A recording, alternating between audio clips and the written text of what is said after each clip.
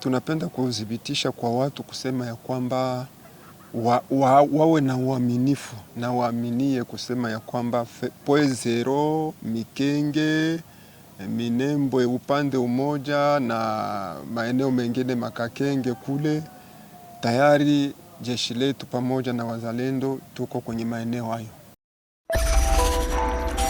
Tanganyika TV, kwa pamoja tukupashe. Jambo sana ndugu mtangazaji. Labda kwa majina? Kwa majina mimi naitwa kwa majina ya Rene Itongwa Mukandama. Labda watazamaji ambao wanatufuatilia kupitia channel ya Tanganyika TV wangependa kujua hapa tuko wapi?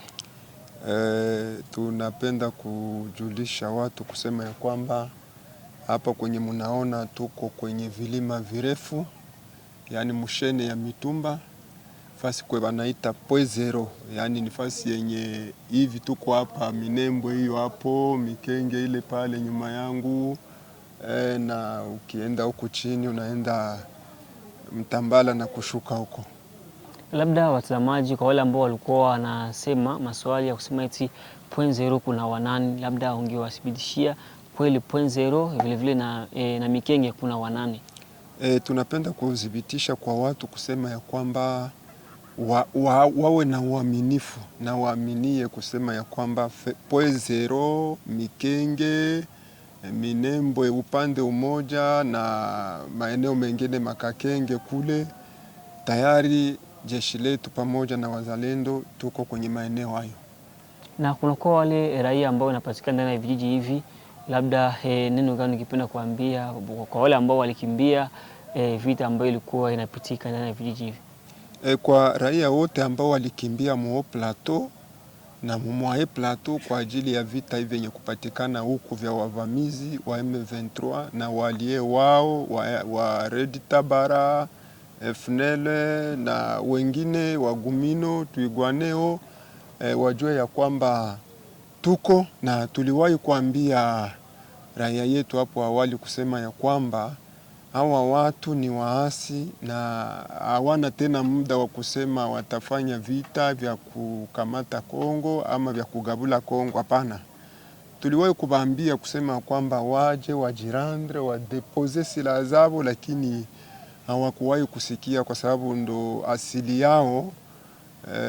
Wana roho ngumu na waliweka matumaini ambayo hawataweza kuitimiza. Kwa hiyo ni kusema ya kwamba raia iwe na matumaini kwamba sisi tupo, jeshi la taifa lipo na tunaendelea kupambana na adui, na wajue ya kwamba hapa karibuni tu maeneo yote ya Haut Plateau yatakuwa libere na raia yote tunaamini ya kwamba watarudi.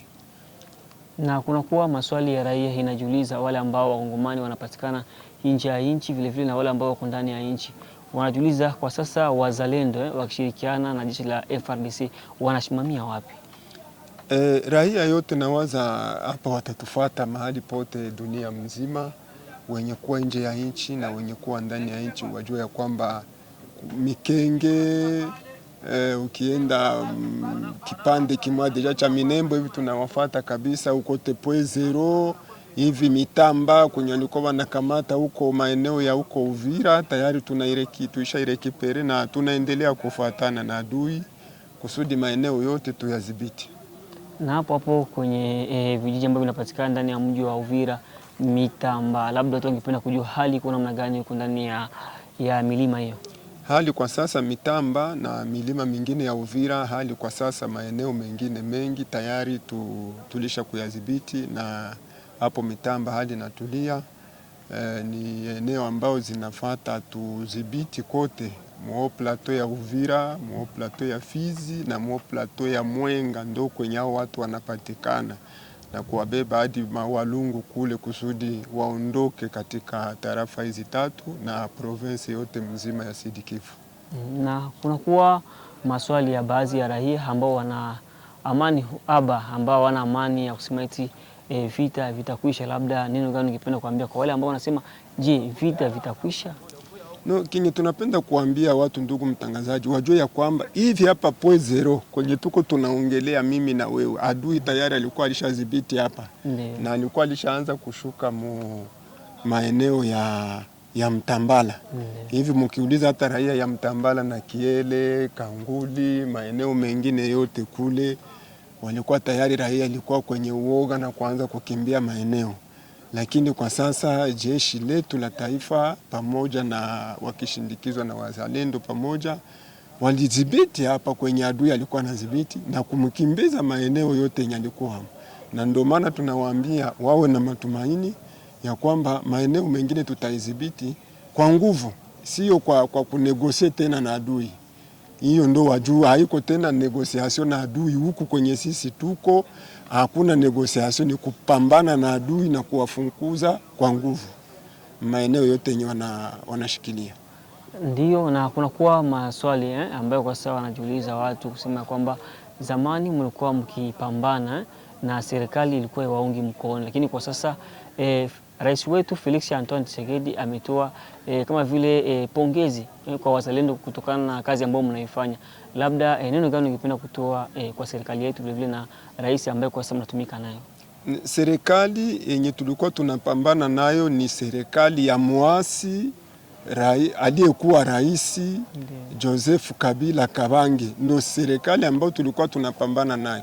Na ikiwa tulikuwa tunapambana nayo, ndio maana ndugu mtangazaji, leo watu wote wanaona sasa na kutupa sheria kusema kwamba tulikuwa tunapigania kweli.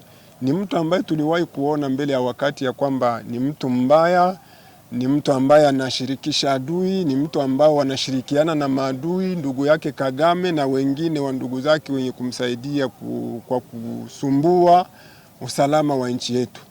Ndio maana uliona mzalendo mkubwa amekuja na tukatambua ya kwamba ni mzalendo wa kweli.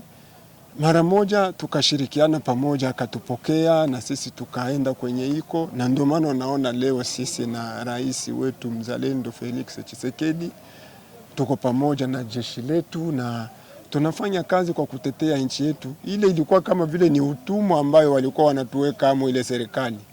Hii ni serikali ambayo ni ya kutoa watu kwenye utumwa. Serikali ya Rais Tshisekedi ni ya kutoa watu kwenye utumwa wenye tulio huku yulu kumilima. Ndugu msangazaji, ilikuwa ni hatari. Mingine ilianza kugabuliwa.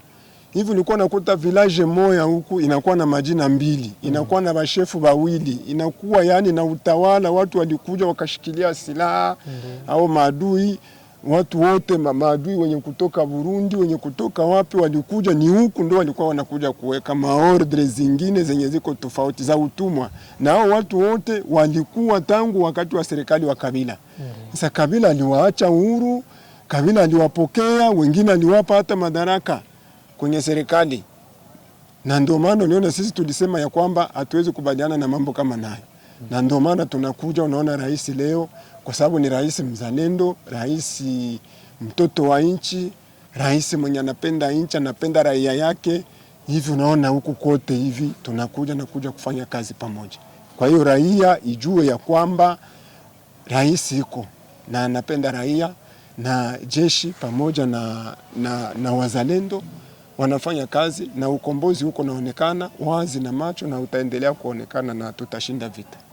Labda nikumbusha kwamba wewe ambaye unatutazama kupitia Tanganyika TV, hawa ni mmoja kati ya majemedari ambao wanapambana ili amani ipatikane ndani ya Kongo.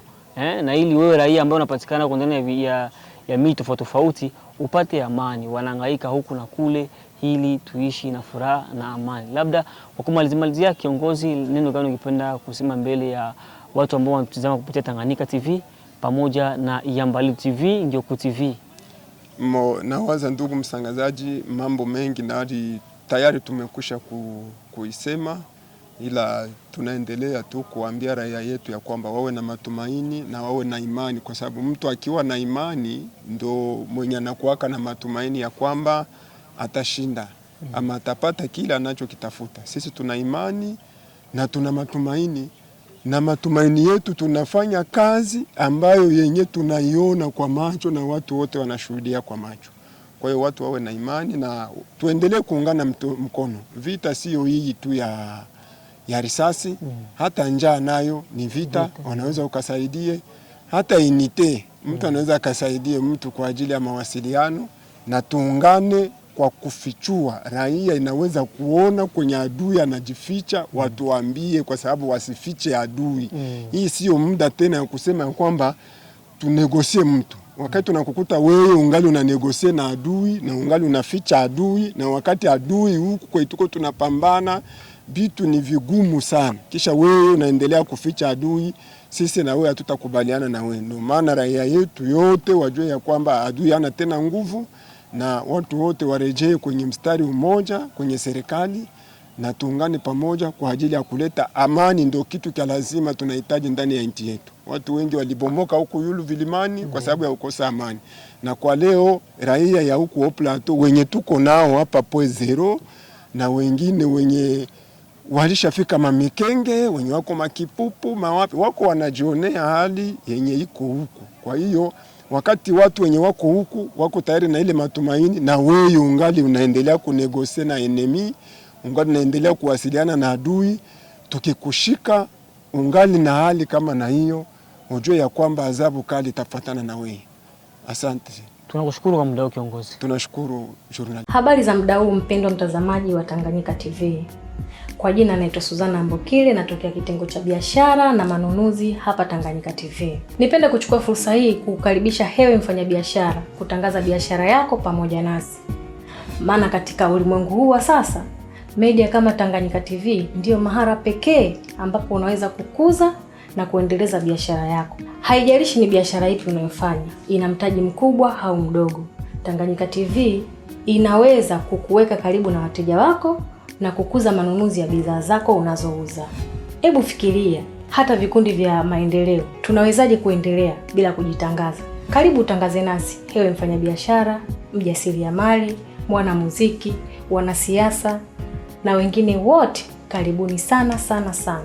Unaweza kuwasiliana nasi kupitia namba zetu za ofisi zilizopo hapo chini.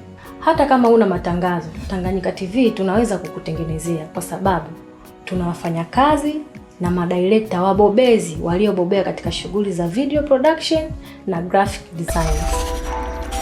Tanganyika TV, kwa pamoja tukupashe.